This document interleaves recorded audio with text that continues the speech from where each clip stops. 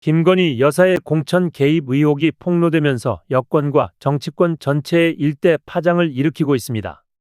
이번 사건의 핵심 인물인 명태균 씨가 2022년 경남 창원이창 국회의원 보궐선거를 앞두고 김영선 전 의원의 공천을 두고 여사가 김영선 공천 걱정하지 마라. 자기 선물이라고 했다. 는 발언을 했다는 사실이 확인되며 김건희 여사가 여당 공천에 직접적인 영향력을 행사했을 가능성이 언급되고 있습니다. 이 발언은 단순한 정치적 지지나 호의의 표현을 넘어서 대통령 부인이 공천 과정에 개입했음을 암시하는 중요한 대목으로 대통령 부인을 둘러싼 정치적 영향력 논란이 더욱 가열되고 있는 상황입니다. 국민의힘 공천에 대통령 부인의 개입 가능성이 처음으로 명확히 드러난 셈이어서 여당의 공천 공정성과 정치적 독립성에 대한 비판이 더욱 거세질 것으로 예상됩니다. 이 사건은 한겨레 21이 입수한 2022년 5월 2일의 통화 녹음을 통해 확인되었습니다. 명 씨와 강혜경 씨의 통화에서 명 씨는 "오늘 여사님 전화 왔는데 내 고마움 때문에 김영선 공천 걱정하지 마라고 내보고 고맙다고 했다." 며 김건희 여사가 명 씨에게 감사의 뜻을 전했다는 점을 언급했습니다. 이어서 자기 선물이래 라는 발언으로 김건희 여사가 김영선 전 의원의 공천을 마치 개인적 감사의 표시로 삼았음을 암시하고 있습니다.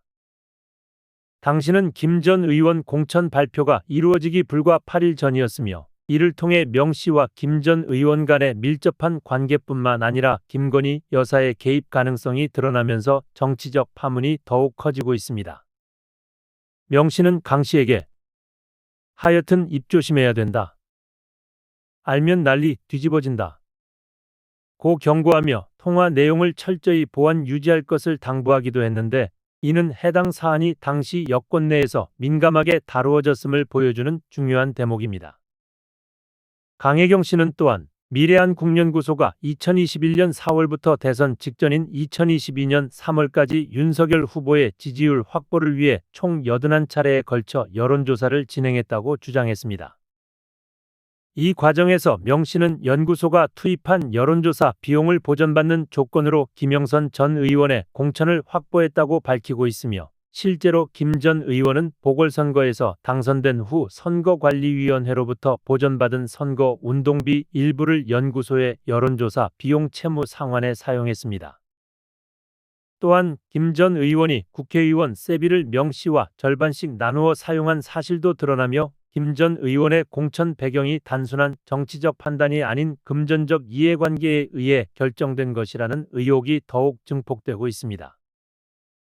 공천 발표 전날인 2022년 5월 9일 명 씨와 강 씨 사이의 또 다른 통화에서 김건희 여사와 대통령의 개입을 시사하는 발언이 나와 논란을 더욱 확산시키고 있습니다. 명 씨는 당시 통화에서 "사모 김건희 여사하고 전화해서 대통령에게 연락을 드렸고 대통령이 나는 김영선이라 했다고 했다." 며 김건희 여사와 대통령이 특정 후보의 공천을 위해 직접적으로 소통했음을 암시했습니다. 이와 함께 김영선 전 의원의 공천에 반대 입장을 취했던 국민의힘 공천관리위원장 윤상현 당시 위원장이 이 발언으로 인해 영향을 받았다고 언급했습니다. 이는 대통령 부인이 특정 인물의 공천에 영향력을 행사했다는 의혹을 뒷받침하는 발언으로 여당 공천이 과연 공정하게 이루어졌는지에 대한 강력한 의문을 제기하고 있습니다. 공천 과정에 대통령 부인의 이름이 언급되며 이번 사건은 여권 내부에서뿐만 아니라 정치권 전반에 걸쳐 큰 파장을 불러일으킬 전망입니다. 또한 창원지검 형사사부 부장검사 김호경은 현재 정치자금법 위반 혐의로 명 씨와 미래한국연구소 관계자들에 대한 수사를 진행하고 있습니다. 이들은 윤석열 대선 후보의 당선을 돕기 위해 약 3억 7천만 원의 여론조사 비용을 사용한 혐의를 받고 있으며 이를 대가로 김영선 전 의원의 공천을 받아냈다는 의혹이 제기되고 있습니다. 지난 25일 검찰은 미래한국연구소 김아무개 전 소장의 집과 사무실을 압수수색한 데 이어 27일과 28일에는 김 전 소장을 소환하여 관련 조사를 벌였습니다. 검찰 수사에 따라 이번 사건의 전모가 더욱 명확해질 가능성이 있으며 김건희 여사의 공천 개입 의혹이 실체로 드러날 경우 그 정치적 파장은 상당할 것으로 예상됩니다. 이번 사건은 정치권에서 공천 과정의 투명성과 정치 자금 사용의 문제를 다시금 수면 위로 끌어올리고 있습니다. 여당의 공천에 대통령 부인이 개입했다는 의혹은 단순히 개인적인 문제를 넘어 정치적 공정성과 정당의 독립성을 훼손하는 중대한 사안으로 비춰지고 있습니다. 이번 사건은 단순히 한 국회의원의 공천을 둘러싼 논란을 넘어 한국 정치권의 공천 시스템과 공직자 윤리 문제를 재조명하는 계기가 될 가능성이 큽니다. 특히 공천 과정에서 정치 자금이 대규모로 투입되고 이를 대가로 특정 인물의 공천이 결정되는 구조는 유권자의 신뢰를 심각하게 저해할 수 있으며 국민의 힘 공천의 투명성과 신뢰성에 대한 근본적인 의문을 제기하게 하고 있습니다. 한편 이번 사건은 여권뿐만 아니라 야권에서도 정치 자금 사용과 공천의 공정성을 강화해야 한다는 목소리를 한층 높이는 계기가 될 것으로 보입니다.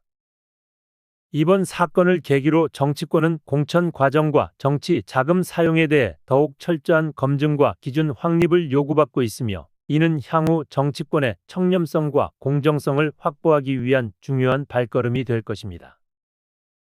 또한 이번 사건은 대통령 부인의 역할과 정치적 영향력이 어디까지 허용될 수 있는가에 대한 공정 논의를 촉발할 가능성이 큽니다. 정치권의 권력 구조와 공천 과정의 공정성을 들여다보는 이번 논란은 유권자들에게 공직자 책임성의 중요성을 다시금 일깨우는 계기가 될 것입니다. 결국 이번 사태는 단순히 특정 공천의 적절성을 넘어 정치권 내에서 공천 과정의 청렴성과 정치 자금의 투명성을 재검토하는 계기로 작용하고 있습니다. 이를 통해 한국 정치권은 공천 과정의 독립성과 공정성을 유지하고 정치 자금의 사용에 대해 보다 철저한 규제와 검증을 마련하는 기회를 가지게 될 것입니다.